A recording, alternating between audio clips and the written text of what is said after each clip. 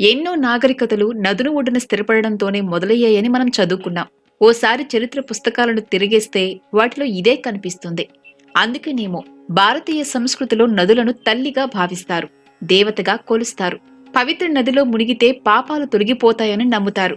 భారతీయ పురాణాల్లో నదుల గురించి, నదుల ప్రాముఖ్యత గురించి ప్రస్తావించబడింది.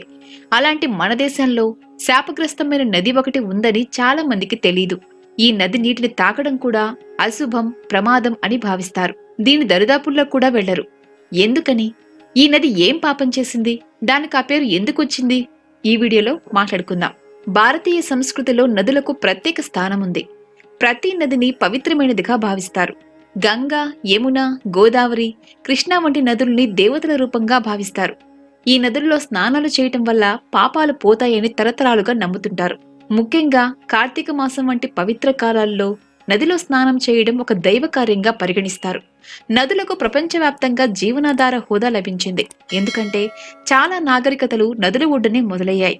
నదులు లేని మానవ నాగరికతను ఊహించడం కూడా కష్టం. అయితే కొన్ని నదులు మాత్రం ప్రజల్ని భయపడేలా చేస్తుంటాయి. అందుకే ఈ నదుల్ని శాపగ్రస్తమైనవని నమ్ముతుంటారు. ఈ నదిలో స్నానం చేయడం కాదు కదా, ఆ నీటిలో కాలు పడ్డానికి కూడా ప్రజలు భయపడతారు. ఈ నదిలోని నీటిని ఎవ్వరూ ఉపయోగించరు. కనీసం వ్యవసాయానికి కూడా వాడరు. ఎవరైనా ఈ నది నీటిని ఉపయోగిస్తే చెడు జరుగుతుందని అంటారు. అందుకే దీని జోలికి ఎవ్వరూ వెళ్లరు.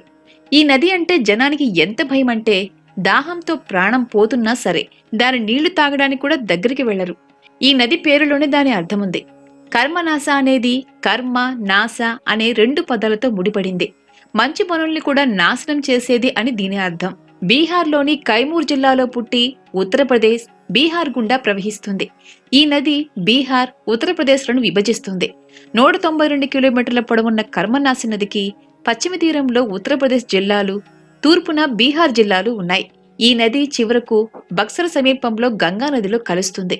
ఈ నది వద్ద పూజ చేయడమే పాపం. చెత్త పూజ సమయంలో కూడా ప్రజలు గంగా దగ్గరికి వెళ్లి పూజ చేస్తారు, కానీ కర్మనాశ ఒడ్డున పూజలు చేయరు. పాము కరిచిన వాళ్లను కూడా రక్షించవచ్చు అంటారు. కానీ ఈ నదిలో స్నానం చేసినా, నీరు తాగినా తప్పించుకోలేడన్న నమ్మకం తరతరాలుగా కొనసాగుతోంది. ఈ కర్మనాశ నదిని భారతదేశంలోని అత్యంత అపవిత్ర నదిగా చెప్పుకుంటారు. దీనికి కారణం ఈ నది పుట్టుకే. దీని పుట్టుకే శాపగ్రస్తమని పురాణాలు చెబుతున్నాయి. కర్మనాశ అనే పేరుకే ఒక అర్థముంది.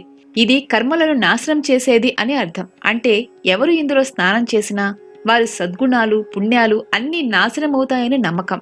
అందుకే ఈ నది నీటిని పూజలకో, స్నానానికో, వ్యవసాయానికో కూడా వాడరు. స్థానికులు దీనిని దేవతగా కాకుండా దూరంగా ఉంచాల్సిన శాపగ్రస్త నదిగా భావిస్తారు. కర్మనాశ నది గురించి చాలా పౌరాణిక నమ్మకాలున్నాయి. అనేక కథలు ప్రచారంలో ఉన్నాయి. పురాణ కథ ప్రకారం హరిశ్చంద్ర రాజు తండ్రి సత్యవ్రతుడు ఈ శాపానికి మూల కారణమని చెబుతుంటారు. సత్యవ్రతుడు తన శరీరంతో స్వర్గానికి వెళ్లాలి అనే కోరికను తన గురువైన వశిష్ఠుడికి చెబుతాడు. కాని వశిష్ఠుడు అందుకు ఒప్పుకోడు. ఇది ప్రకృతి నియమాలకు విరుద్ధమంటూ సత్యవ్రతుడి నిర్ణయాన్ని నిరాకరిస్తాడు. దీంతో కోపంగా ఉన్న సత్యవ్రతుడు విశ్వామిత్రుడి వద్దకు వెళతాడు. తన కోరికను చెబుతాడు. అయితే వశిష్ఠుడితో శత్రుత్వం కారణంగా విశ్వామిత్రుడు సత్యవ్రతుడి కోరికను తీర్చాలని నిర్ణయించుకుంటాడు. కఠోర తపస్సు చేసిన విశ్వామిత్రుడు సత్యవ్రతుడిని తన శరీరంతో స్వర్గానికి పంపుతాడు. కాని ఇంద్రుడు కోపంతో అతన్ని మధ్యలో ఆపేస్తాడు. దీంతో సత్యవ్రతుడు భూమికి, స్వర్గానికి మధ్య చిక్కుకుంటాడు. అందుకే అతన్ని త్రిశంకుడు అని పిలుస్తారు. సత్యవ్రతుడిని స్వర్గానికి వెళ్లనీయకుండా ఆపేయడంతో విశ్వామిత్రుడు కోపంతో అక్కడే ఒక స్వర్గం సృష్టించాడని, అదే త్రిశంకు స్వర్గంగా ప్రసిద్ధి చెందిందని చెబుతారు. అయితే ఈ ఘర్షణలో సత్యవ్రతుడు భూమికి, ఆకాశానికి మధ్యలో వేలాడుతుండగా అతని నోటి నుంచి లాలాజలం కారి నది రూపంలో భూమిపై పడిందట. దాంతో ఆగ్రహించిన వశిష్ఠ మహర్షి సత్యవ్రతుడిని చండాలుడిగా మారమని శపిస్తాడు. ఆ తరువాత ఈ నది కూడా శపించబడిందని ప్రజలు నమ్ముతారు. ఇది పుణ్యాన్ని కాకుండా పాపాన్ని తెస్తుందనే భయం ప్రజల్లో బలంగా నాటుకుంది. అందుకే ఈ నదికి దూరంగా ఉంటారు. ఇప్పటికి కూడా బీహార్, ఉత్తరప్రదేశ్ ప్రాంతాల్లో ఈ నదిని ఎవ్వరూ తాకరు. అయితే ఈ నది చివరిగా గంగలో కలిసినప్పుడు పవిత్రంగా మారుతుందని నమ్ముతారు. ఇలా కర్మనాశ నది భయం, పురాణం, విశ్వాసం, శాపం కలిపిన ఒక విచిత్రమైన చరిత్రగా ఇప్పటికీ మన దేశంలో స్థిరపడిపోయింది. కర్మనాశ నది కథ కేవలం ఒక పురాణ గాథ మాత్రమే కాదు. విశ్వాసం, భయం, శాపం, భక్తి మేళవింపుగా ఉన్న ఒక అద్భుత చరిత్ర. గంగాజలం పుణ్యమైతే కర్మనాశ జలం శాపం అని అంటారు. ఫ్రెండ్స్, ఈ వీడియో మీకు నచ్చినట్లయితే లైక్ చేయండి, షేర్ చేయండి. ఇలాంటి వీడియోస్ ఇంకా చూడాలి అనుకుంటే సబ్స్క్రైబ్ చేసుకోండి. పక్కనే ఉన్న బెల్ ఐకాన్ను ప్రెస్ చేయండి.